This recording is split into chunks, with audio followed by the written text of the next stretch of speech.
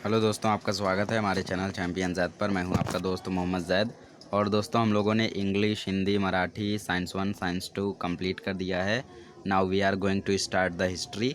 So we are going to study the first chapter of the history, that is historiography development in the West.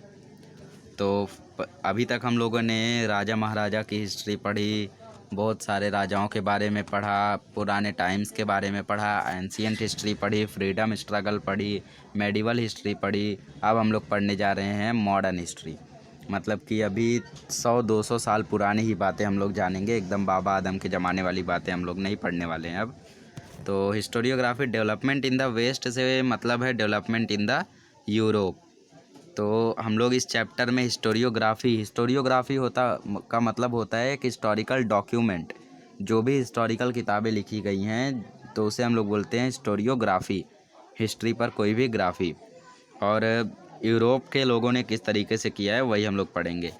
तो tradition कैसे हुआ historiography का, फिर modern historiography क्या है, फिर साइंटिफिक पर्सपेक्टिव कैसे डेवलप हुआ, फिर नोटेबल स्कॉलर्स के बारे में पढ़ेंगे।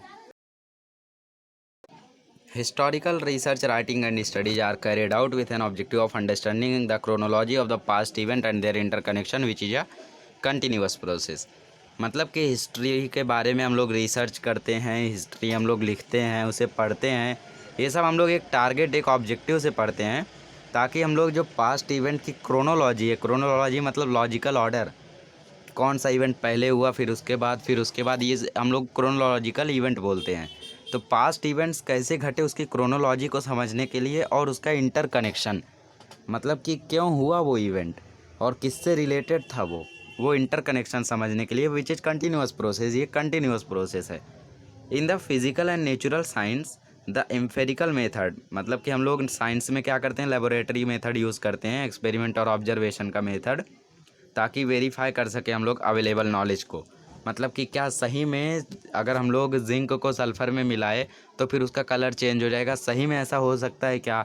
अगर हम लोग इथेनॉल में ऑक्सीडेशन रिएक्शन कराएं KMnO4 डाल के तो सही में उसका कलर पिंक हो जाएगा क्या? तो ये सब चेक करने के लिए हम लोग क्या करते हैं, लेबोरेटरिकल मेथड करते हैं। But this is not possible in the history. हम लोग इसको प्रूफ करने के लिए यूज़ कर सकते हैं, हमेशा इन मेथड को यूज़ कर सकते हैं, बट ये मेथड पॉसिबल नहीं है हिस्टोरिकल रिसर्च में, क्योंकि हम लोग हिस्टोरिकल टाइम में प्रेजेंट नहीं थे।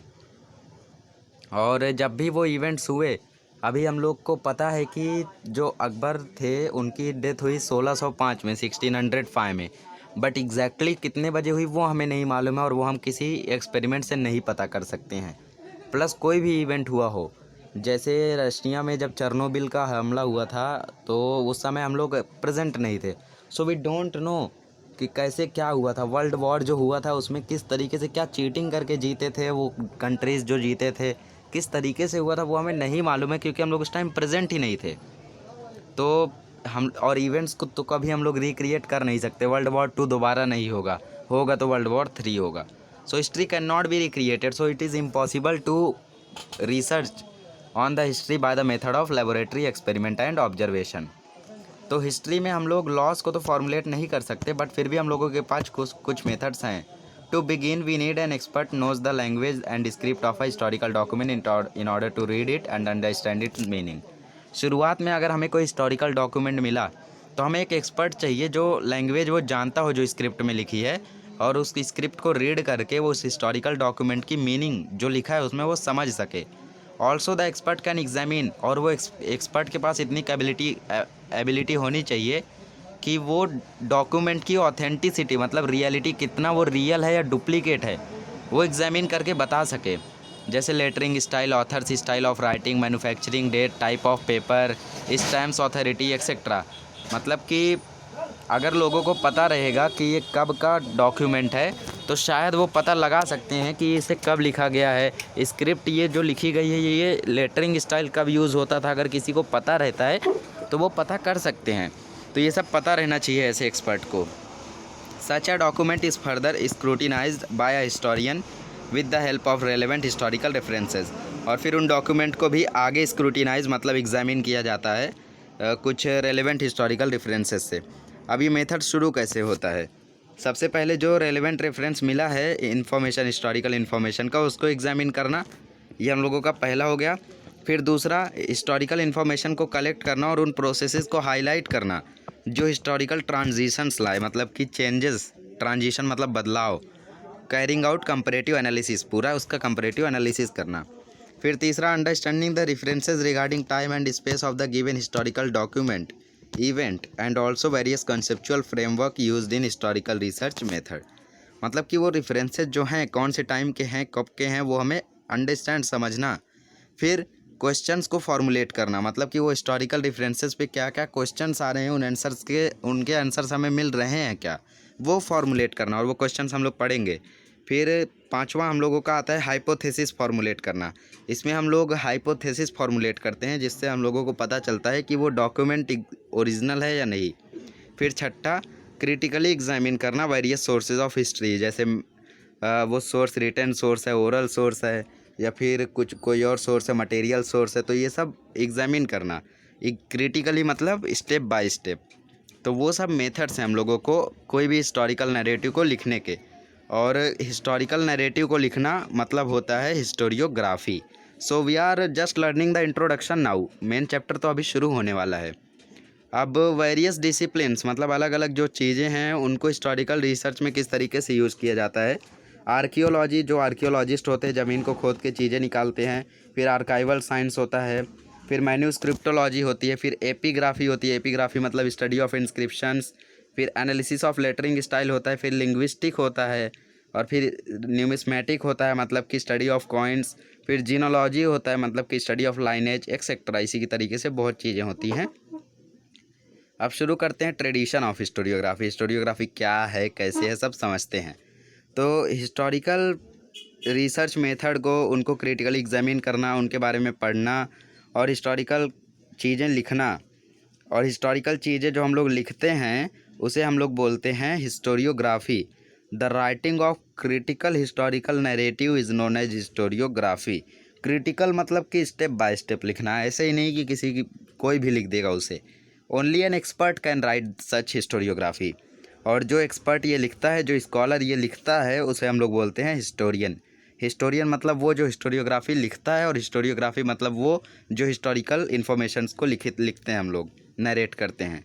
The historians can not include every past event in his narrative. Her past event को वो नहीं इंक्लूड कर सकता है उसमें। Inclusion and interpretation of a historical event by the historian depends on the conceptual framework adopted by him. अब उसने framework adopt किया है फ्रीडम स्ट्रगल का। अब वो फ्रीडम स्ट्रगल के ही बारे में लिखेगा। वो उसमें अब पानीपत की लड़ाई और बाकी सब लाकर नहीं ऐड कर देगा। मतलब कि सिर्फ वो इंडिया कैसे आज़ाद हुआ, उसमें क्या क्या कुर्बानियाँ दी, वो सब लिखेगा। उसमें सब कुछ वो ऐड नहीं कर सकता। तो कौन सा फ्रेमवर्क उसने अडॉप्ट किया है उस पर डिपेंड करता है। His style of writing is determined by that conceptual framework. और उससे हम लोगों को पता चलता है कि उसकी स्टाइल ऑफ राइटिंग क्या थी। The tradition of writing historical narrative that is historiography जिसको हम लोग बोलते हैं, वो प्रिवेलेंट नहीं था एंशियंट सोसाइटीज़ में, वर्ल्ड में। However that doesn't mean that they were not aware of the historical time और they are not eager to know about it. मतलब इसका मतलब ये नहीं होता है कि उन्हें कुछ मालूम नहीं था इसके बारे में और वो ईगर नहीं थे। ईगर मतलब एक्साइटेड नहीं थे, उत्सुक नहीं थे। Ancient people also felt the need of passing on the stories of the life and valour of the ancestor to the next generation. उनको भी लगा कि भाई हमारी जो नेक्स्ट जनरेशन आ रही है उन्हें हमारे बारे में पता चलना चाहिए। Ancient communities all over the world used various means. उन्होंने भी डिफरेंट डिफरेंट तरीके आजमाए ताकि वो नेक्स्ट जनरेशन को मैसेज भेज सके कि बेटा हम लोग इस तरीके से रहते थे। जैसे उन्होंने केव पेंटिंग की, स्टोरी टेलिंग की, मतलब जैसे कोई बूढ़ा इंसान है वो अपने पोते को कहानी सुनाता है, फिर उसका पोता अपने बेटे को कहानी सुनाएगा, तो वो कहानी आगे तक रहेगी। जैसे आप लोगों ने कहानी सुनी होगी, जो दो बंदर रहते हैं, दोनों के पास केले रहते हैं, केले नहीं, आई थिंक बटर था। तो फिर बिल्ली कहती है कि तुम्हारा वाला ज़्यादा है, तुम्हारा वाला ज़्यादा है, और फिर दोनों में से खाते खाते दोनों का खा जाती है। तो वो एक ट्रेडिशन है, हेरिटेज है एक तरीके का, हम लोग बचपन से सुनते आ रहे हैं। तो वो किस तरीके से आज मुझे मालूम है, हो सकता है आने वाले जनरेशन्स को भी सबको मालूम हो, क्योंकि उसको ज़िंदा रखा गया है, उसको रखा गया है। अगर उसे कोई नहीं बताता तो शायद ही आज हमें पता चलता। और ऐसी बहुत सारी कहानियाँ हैं जो नहीं पता है लोगों को, दब चुकी हैं वो कहानियाँ, किसी ने किसी को बताया नहीं है। तो ये सब ट्रेडिशनल मीन्स थे सिंगिंग सॉन्ग्स, गाने गा कर भी कहानियाँ सुनाया करते थे। और पहले के ज़माने में तो ऐसा ही होता था कि लोग गाने गाकर कहानियाँ सुनाया करते थे और बैलेड्स करना, तो ये सब तरीके होते थे पहले के टाइम के। ये ट्रेडिशनल मीन्स जो थे ये सोर्स ऑफ हिस्ट्री की तरह देखे जाते थे मॉडर्न हिस्टोरियोग्राफी में। अब पढ़ते हैं मॉडर्न हिस्टोरियोग्राफी के बारे में। इसके 4 कैरेक्टर्स कौन कौन से हैं, फिर उसके बाद ये जो बॉक्स में दिया है ये भी पढ़ेंगे। तो इसके 4 कैरेक्टर्स, इसका जो मेथड होता है वो साइंटिफिक प्रिंसिपल पर बिगिन होता है। सबसे पहले कुछ क्वेश्चंस फॉर्म होते हैं कि ये कब का है, कैसे है, क्यों है, ये सब क्वेश्चन सबसे पहले आते हैं। और क्वेश्चन जो होते हैं वो एंथ्रोपोसेंट्रिक होते हैं। एंथ्रोपोसेंट्रिक मतलब कि वो क्वेश्चन लोगों की डीड मतलब लोगों के कर्म पर रहते थे कि एंशियंट ह्यूमन में पास्ट सोसाइटीज़ में लोग कैसे रहा करते थे, उनके कर्म कैसे रहते थे, उस पे रहते थे। वो क्वेश्चन कोई इंटर रिलेशन नहीं दिखाते थे डिवाइन और ह्यूमन डीड में, मतलब उसमें कोई रिलीजियस चीज़ें नहीं आती थी। उनका जो भी आंसर मिलता था उसको रिलायबल एविडेंस से सपोर्ट किया जाता था। हिस्ट्री जो रहता है वो मैनकाइंड जर्नी का एक ग्राफ प्रेजेंट करता है पास्ट ह्यूमन डीड्स से, जो पहले के लोगों के कर्म हैं उससे। अब बॉक्स के बारे में पढ़ते हैं। The earliest inscription in the Louvre museum, Louvre museum में इंस्क्रिप्शन जो सबसे पहले पाई गई थी वो। तो ये जो पिक्चर है वो हमें फ्रैगमेंट दिखाती है अर्लीस्ट इंस्क्रिप्शन की। ये इंस्क्रिप्शन मतलब कि जो हम लोग इंस्क्रिप्ट करते हैं दीवालों पर लिख देते हैं या फिर कहीं और पे, तो वही हमें दिखाता है। फ्रैगमेंट मतलब पीस। और इसमें हम लोग देख सकते हैं कि सबसे आगे इनका लीडर है और पीछे इसके सोल्जर्स जो है वो मार्च कर रहे हैं, मतलब जंग हो रही है। और सोल्जर के पास शील्ड है और स्पीयर है मतलब भाला है। और जनरल जो है उन लोगों का, कैप्टन जो है वो एकदम आगे है, जैसा कि आज भी होता है, कैप्टन हमेशा आगे होता है।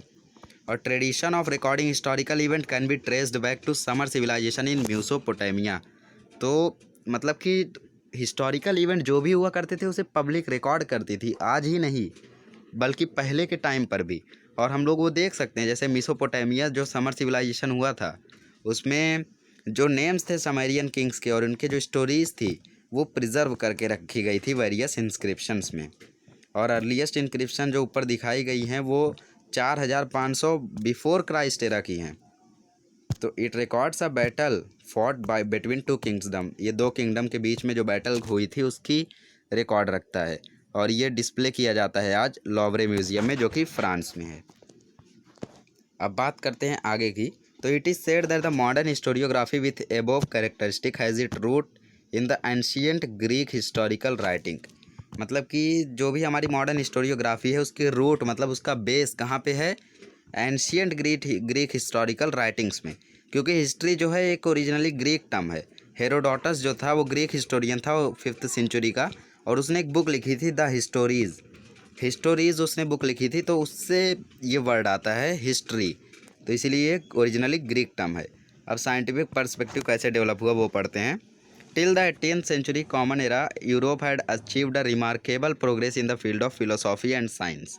यूरोप जो था उसने एक रिमार्केबल प्रोग्रेस अचीव किया था फिलोसॉफी और साइंस में। स्कॉलर्स जो थे उसके बाद उन्होंने बिलीव किया कि सोशल और हिस्टोरिकल ट्रूथ को हम लोग स्टडी कर सकते हैं साइंटिफिक मेथड से। इसीलिए आजकल फ़िलोसॉफिकल डिस्कशन भी ज़्यादा होते हैं हिस्ट्री और हिस्टोरियोग्राफी पे। Prior to the 18th century all the European universities were interested only in the philosophical discoveries revolving around divine phenomena. पहले के टाइम पे लोग सिर्फ फिलोसॉफिकल डिस्कवरी पे इंटरेस्टेड रहा करते थे, लेकिन ये सिनेरियो धीरे धीरे चेंज होने लगा। जो गॉटिंगन यूनिवर्सिटी थी जर्मनी में पाई गई थी 1737 में, इस यूनिवर्सिटी में पहली बार एक इंडिपेंडेंट डिपार्टमेंट बना हिस्ट्री का। और उसके बाद बहुत सारी यूनिवर्सिटीज़ आई जो कि सेंटर बन गई हिस्टोरिकल स्टडीज़ का। क्योंकि पहले ज़्यादातर लोग साइंस पढ़ते थे वरना फिलोसॉफी पढ़ते थे, हिस्ट्री कोई ज़्यादा ध्यान नहीं देता था। But nowadays it has been developed much. और गॉटिंगन यूनिवर्सिटी से शुरुआत हुई हिस्ट्री की स्टडी की, और उसके बाद जर्मनी में और भी यूनिवर्सिटीज़ आई जो कि सेंटर बनी हिस्टोरिकल स्टडीज़ का। अब कुछ नोटेबल स्कॉलर्स के बारे में पढ़ लेते हैं यूरोप के। तो सबसे पहले हम लोगों के आते हैं रेने डिस्कार्टस। रेने डिस्कार्टस 1596 में बॉर्न हुए थे और 1650 में इनकी डेथ हुई। फ़ोटो देख सकते हैं आप लोग। ये सबसे पहले स्कॉलर थे जिन्होंने ऐसा इंसिस्ट किया था, ऐसा कहा था कि जो भी हिस्टोरिकल डॉक्यूमेंट है उसकी रिलायबिलिटी को आप लोग वेरीफाई करो कितना रिलायबल है, कितना ट्रू है, कितना ऑथेंटिक है, कितना रियल है, वो आप वेरीफाई करो। और ये रूल्स उन्होंने अपनी बुक में दिए थे कि किस तरीके से वेरीफाई करना है, और उस बुक का नाम था डिस्कोर्स ऑन द मेथड। आप लोग बुक का नाम ज़रूर याद रखें। और इसका एक ग्रेट इम्पैक्ट हुआ था साइंटिफिक मेथड ऑफ रिसर्च में। और इन्होंने एक लॉ भी बनाया था। इन्होंने कहा never to accept anything for true till all the ground of doubt are excluded. मतलब कि किसी भी चीज़ को जब तब तक ट्रू के लिए ना एक्सेप्ट करो, तब तक सच मत मानो जब तक कोई सब डाउट क्लियर ना हो जाए। कोई भी डाउट ना रहे तब मान सकते हो कि वो ट्रू है। एक भी डाउट है मतलब उस पर शक हो सकता है। तो ये हमारे महान रेने डेस्कार्टस थे। अब उसके बाद आते हैं वोल्टेयर। वोल्टेयर जो थे वो 1694 में बॉर्न हुए थे और इनकी डेथ हुई थी 1778 में। वोल्टेयर का ओरिजिनल नाम फ्रेंकोइस मैरी एरुएट था और ये फ्रेंच के थे, फ्रांस के थे मतलब। और इन्होंने कहा था कि ऑब्जेक्टिव ट्रुथ और क्रोनोलॉजी के साथ साथ हिस्टोरिकल इवेंट की हमें सोशल ट्रेडिशन भी देखना चाहिए, उनका ट्रेड भी देखना चाहिए, इकोनॉमी भी देखना चाहिए, एग्रीकल्चर भी देखना चाहिए। ये सभी चीज़ों को भी अज्यूम करना चाहिए हिस्टोरियोग्राफी में। और इनके इस थॉट ने राइज दिया इस थॉट को कि हिस्ट्री में हम लोगों को ह्यूमन लाइफ को हर एंगल से समझना बहुत ही ज़्यादा ज़रूरी है। उसके बिना हम हिस्ट्री राइटिंग नहीं कर सकते। इसीलिए मॉडर्न हिस्टोरियोग्राफी का वोल्टेयर को फाउंडर कहा जाता है। So who was the founder of the modern historiography? Voltaire. George William Friedrich Hegel, इनका शॉर्ट में हेगल आप लोग बोल सकते हो। तो हेगल जो थे वो 1770 में बॉर्न हुए थे और 1831 में इनकी डेथ हुई थी। ये जर्मन फिलोसोफर थे और इन्होंने कहा कि हिस्टोरिकल रियलिटी को प्रेजेंट करना चाहिए लॉजिकल मैनर में, मतलब लाइन वाइज मैनर करना चाहिए। और to him the timeline of the historical event was indicative of progress. He also thought that the presentation of history is bound to change over time as new evidence would come forth. जैसे जैसे नए नए evidence आएंगे तुरंत वैसे वैसे उसकी history की प्रेजेंटेशन जो है वो चेंज होनी चाहिए। हेगल की फ़िलोसॉफ़ी से बहुत सारे स्कॉलर कन्विंस हुए, मतलब राज़ी हुए कि हिस्टोरिकल मेथड लेसर क्वालिटी के नहीं होने चाहिए। जब भले ही वो साइंटिफिक मेथड से अलग होते हैं बट उनकी क्वालिटी अच्छी होनी चाहिए। The collection of his lecture and articles is publish in a book. उनके जो भी लेक्चर्स थे, आर्टिकल्स थे, वो एक बुक में पब्लिश किए गए जिसका नाम था इंसाइक्लोपीडिया ऑफ फिलोसॉफिकल साइंस। और इनकी दूसरी बुक थी रीजन इन हिस्ट्री, वो भी बहुत ही ज़्यादा जानी मानी है। अब जो हेगल थे उन्होंने कहा कि किसी भी मीनिंग को समझने के लिए हम लोगों को दोनों तरीके से सोचना चाहिए, मतलब कि उसका सही चीज़ भी सोचना चाहिए और बुरी चीज़ भी सोचना चाहिए। और ऐसे मेथड एनालिसिस अगर हम लोग करेंगे तो ऐसे मेथड को हम लोग बोलेंगे डायलेक्टिक्स। डायलेक्टिक्स मतलब किसी भी चीज़ को समझना दोनों साइड से, गुड भी और बैड भी। किसी भी चीज़ का गुड समझना ज़रूरी है तो उसके साथ आपको बुरी चीज़ें भी समझना चाहिए। मतलब हिस्टोरियोग्राफी में आप राजाओं की अच्छे अच्छे चीज़ें लिख रहे हो कि वो दान करता था, सब अच्छे काम करता था, तो उसके साथ आपको बुरे भी लिखने हैं कि वो लगान लेता था, बुरे काम करता था, तो वो भी आपको लिखना है अगर वह करता था तो। ह्यूमन माइंड जो है वो सिर्फ ट्रू नेचर सोचता है, बट उसके अलावा हमें जो फॉल्स नेचर थे वो भी लिखने चाहिए। अगर ट्रू नेचर हम लोग समझ रहे हैं तो उसके साथ साथ हमें दोनों समझना चाहिए, ट्रू फॉल्स दोनों, उसी के साथ गुड और बैड दोनों। ऐसे मेथड जो अपोजिट्स पे बेस्ड हैं उसे हम लोग बोलेंगे डायलेक्टिक्स। इस मेथड में इवेंचुअली होता क्या है, सबसे पहले एक थ्योरी प्रपोज की जाती है अच्छी चीज़ों पे, जिसे हम लोग बोलते हैं थेसिस। फिर उसके बाद बुरी चीज़ों का स्टडी होता है, जो राजा महाराजा लोग जो उनके बुरे डीड्स थे वो थ्योरी में लिखा जाता है और उसको हम लोग बोलते हैं एंटीथेसिस। और फिर थेसिस एंटीथेसिस दोनों को जोड़ के जो इम्पोर्टेंट चीज़ें हैं उसको एक साथ लाया जाता है जिसमें दोनों होता है, अच्छी चीज़ें भी बुरी चीज़ें भी, और उसे हम लोग बोलते हैं सिंथेसिस। तो ये थी हेगल की एक खास बात, याद रखें आप लोग। शॉर्ट नोट में आएगा आपको डायलेक्टिक्स, प्लीज़ रिमेंबर इट। अब लियोपोल्ड वॉन रैंके के बारे में पढ़ते हैं। इनका जन्म हुआ था 1795 में और 1886 में ये गुजर गए थे। ये 19th century, historiography of the 19th century was greatly influenced by the thought of Leopold von Ranke of Berlin university. Berlin university के थे लियोपोल्ड वॉन रैंके, और 19th सेंचुरी की जो हिस्टोरियोग्राफी थी वो इनसे ग्रेटली इन्फ्लुएंस हो गई थी, बहुत ही ज़्यादा राजी हो गई थी इनसे, क्योंकि इन्होंने क्रिटिकल मेथड्स के बारे में बोला था हिस्टोरिकल रिसर्च के। He put emphasis the utmost importance of information gather through original document. और मतलब इन्होंने कहा कि ओरिजिनल डॉक्यूमेंट से जो इन्फॉर्मेशन मिले वो ही आप लोग लिखो। इसके साथ इन्होंने कहा जो भी चीज़ें एसोसिएटेड हैं डॉक्यूमेंट के साथ उनकी जानकारी, उनकी जांच आप लोग अच्छे से करो, स्टेप बाय स्टेप करो, ग्रेटेस्ट केयर के साथ करो। और उनको ये भी लगता था कि उनके मेथड से ये हम लोग हिस्टोरिकल ट्रूथ तक पहुंच सकते हैं अगर इस तरीके से हम लोग जांच करें। और उन्होंने इमेजिनेटिव नरेशन को एम्फेसाइज़ किया था, क्रिटिसाइज़ किया था, अपोज़ किया था। क्रिटिसाइज़ का मतलब अपोज़ करना। तो इमेजिनेटिव मतलब कि जो लोग कुछ भी समझ के लिख देते थे। जैसे हड़प्पन सिविलाइजेशन हुआ तो जो हड़प्पा था वो किस तरीके से ज़मीन के अंदर गया, कुछ स्कॉलर्स अभी वहीं पे ज़्यादा स्कॉलर बन के लिख देंगे अर्थक्वेक की वजह से, तो वो इमेजिनेटिव नरेशन हो गया। भाई तुम नहीं थे वहाँ पे जानने के लिए। तो इमेजिनेटिव नरेशन को क्रिटिसाइज़ किया। क्यों क्रिटिसाइज़ किया? क्योंकि वहाँ उसकी जगह कुछ और भी हो सकता है। ये एक तरीके की फॉल्स नॉलेज हो सकती है। हो सकता है कि आपका तुक्का एक बार लग जाए, बट हर बार लगे ये पॉसिबल नहीं है। हो सकता है सुनामी आई हो वहाँ पे, तो इसलिए आप लोग इमेजिनेटिव नरेशन नहीं कर सकते, और इन्होंने उसको अपोज़ किया था। इनके आर्टिकल्स को 2 बुक में पब्लिश किया गया, एक थ्योरी और प्रैक्टिस ऑफ हिस्ट्री और एक सीक्रेट ऑफ वर्ल्ड हिस्ट्री में। अब आते हैं हम लोगों के Karl Marx. Karl Marx 19th century के एक बहुत ही बड़े हिस्टोरियन थे। ये सब हम लोग हिस्टोरियन के बारे में पढ़ रहे हैं। तो कार्ल मार्क्स ने कहा था कि हिस्ट्री कोई एब्स्ट्रैक्ट आइडियाज़ की नहीं है। एब्स्ट्रैक्ट मतलब लॉजिकल आइडियाज़, जो भी थ्योरेटिकल आइडियाज़ होते हैं उनकी हिस्ट्री नहीं है। हिस्ट्री का मतलब होता है ह्यूमन लिविंग बीइंग, मतलब कि लिविंग बीइंग के बारे में लेखन करना, उसे हम लोग बोलते हैं हिस्ट्री। ह्यूमन रिलेशनशिप जो रहती है वो बनती कैसे है? फंडामेंटल नीड, मतलब जो भी बेसिक नीड्स हैं ह्यूमन की, जो रोज़मर्रा की ज़रूरतें हैं, उनसे बनता है। और उनकी ओनरशिप, उसके साथ साथ कि जो भी उनकी बेसिक नीड्स हैं वो कौन से तरीके से प्रोड्यूस हो रही हैं, उन पर डिपेंड करता है। और ये जो मीन्स रहते हैं इनका डिफरेंट स्ट्रेटा, मतलब डिफरेंट लेवल रहता है। और ये लेवल कभी भी इक्वल नहीं होता है सोसाइटी में। कुछ बड़े लेवल के होते हैं, कुछ छोटे लेवल के होते हैं। और इस इनइक्वालिटी के कारण सोसाइटी में क्लासेस बन जाते हैं कि भाई वो क्लास के लोग बहुत बड़े हैं, ये क्लास के लोग छोटे हैं। तो इस थियोरी को उन्होंने नाम दिया क्लास स्ट्रगल। मतलब कि जो बड़े लोग रहते हैं वो छोटे लोगों को इकोनॉमिकली एक्सप्लॉइट करते हैं, अत्याचार करते हैं उन पर। तो कार्ल मार्क्स ने ऐसे लोगों को अपोज़ किया था। और दास कैपिटल एक उनकी बुक है जिसमें उन्होंने इन सभी चीज़ों के बारे में लिखा था। ये रिनाउंड बुक है ऑल ओवर द वर्ल्ड में। तो कार्ल मार्क्स जो थे उन्होंने यही कहा था कि सोसाइटी में कोई क्लास नहीं होना चाहिए, सभी लोग इक्वल होने चाहिए। बट पहले कैसा होता था कि वो ब्राह्मणों का इलाका है, यहाँ पे छोटे क्लास के रहते हैं, तो ये सब वैसे होता था वहाँ पे। तो वो नहीं चाहते थे कार्ल मार्क्स। फिर हम लोगों का आता है एनेल्स स्कूल। एनेल्स स्कूल 20th सेंचुरी का एक नया स्कूल था जो कि फ्रांस में बना था। इसे हम लोग एनेल्स स्कूल बोले थे। इसने एक नया डायरेक्शन दिया था हिस्ट्री राइटिंग को।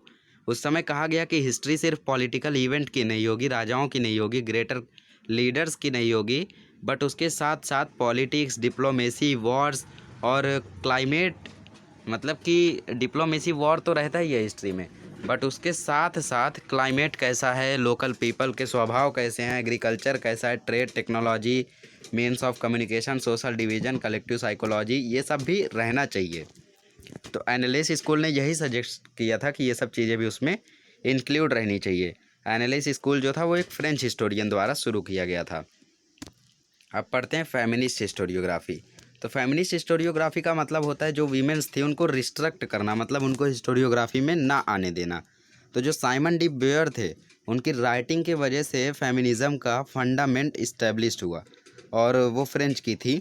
तो साइमन डी ब्यूअर ने क्या कहा था कि वुमेंस जो हैं उनको भी हिस्टोरियोग्राफी में इंक्लूड करना चाहिए, बट लोग इंक्लूड नहीं कर रहे थे। फेमिनिस्ट हिस्टोरियोग्राफी का सिर्फ ये मतलब नहीं कि वुमेंस को इंक्लूड करो हिस्ट्री में, बट उसके साथ साथ आप दोबारा सोचो जो मेल ने डोमिनेट किया हिस्ट्री में, जो मेल का डोमिनेशन था उसके ऊपर रीथिंक करो, दोबारा से सोचो।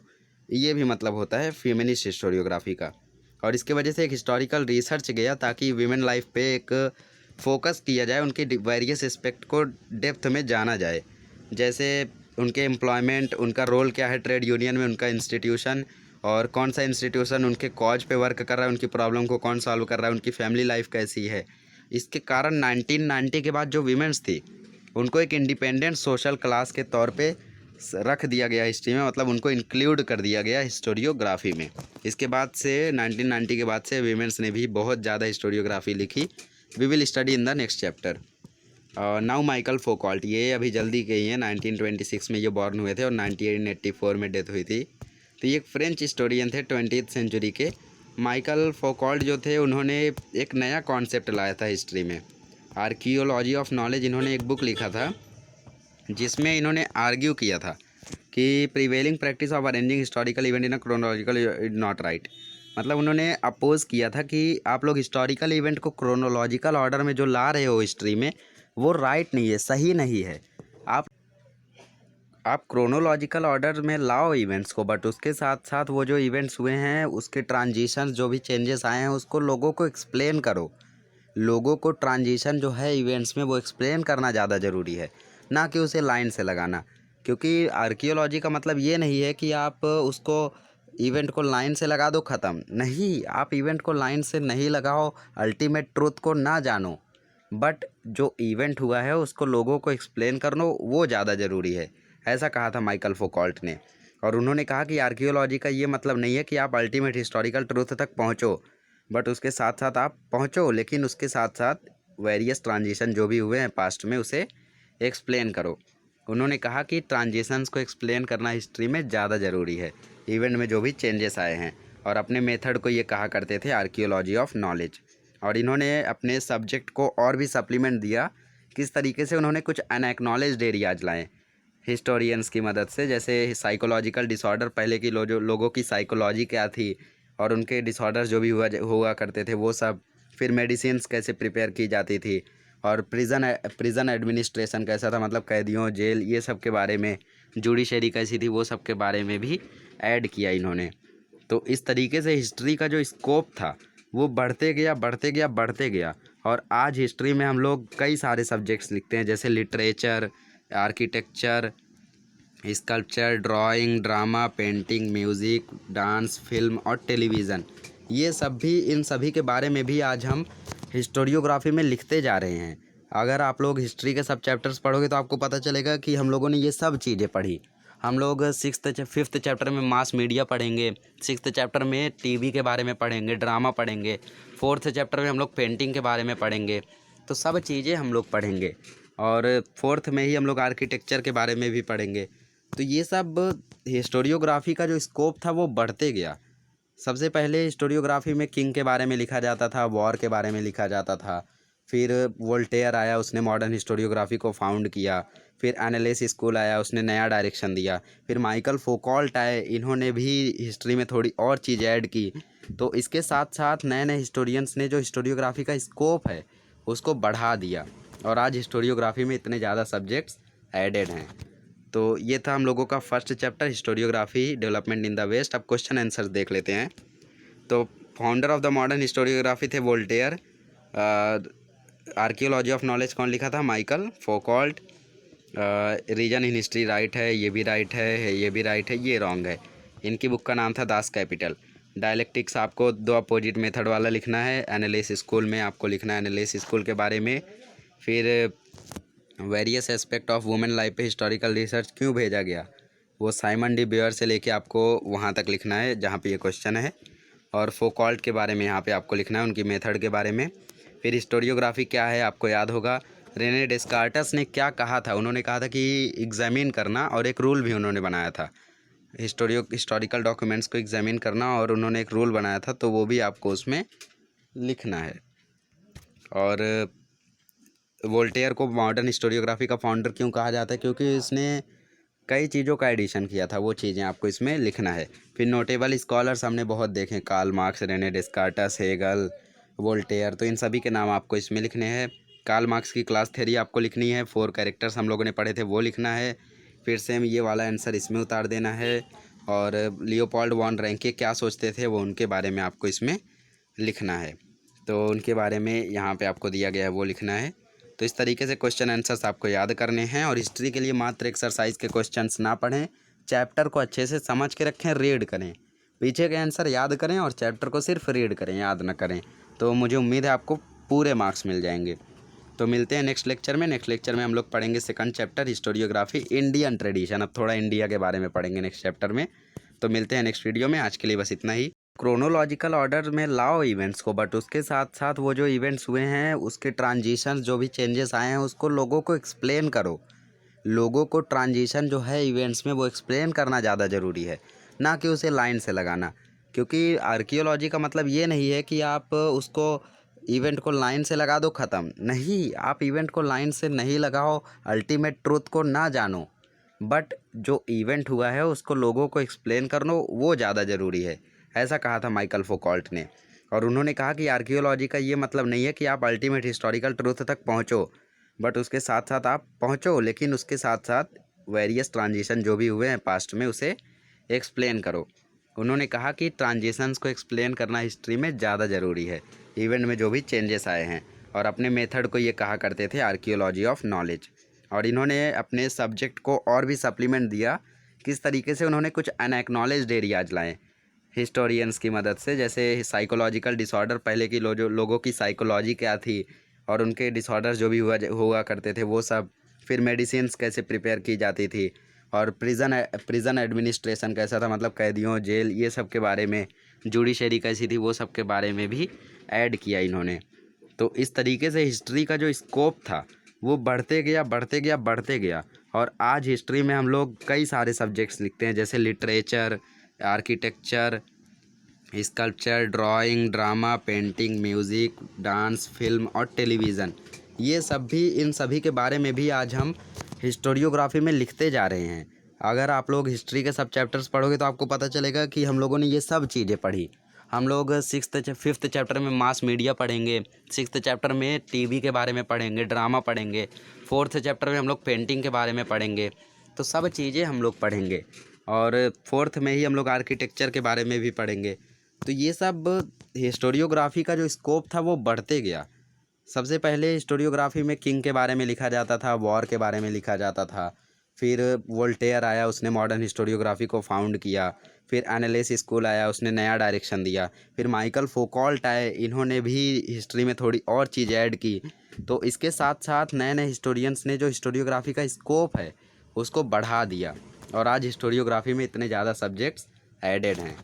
तो ये था हम लोगों का first chapter, historiography development in the west. अब क्वेश्चन आंसर देख लेते हैं।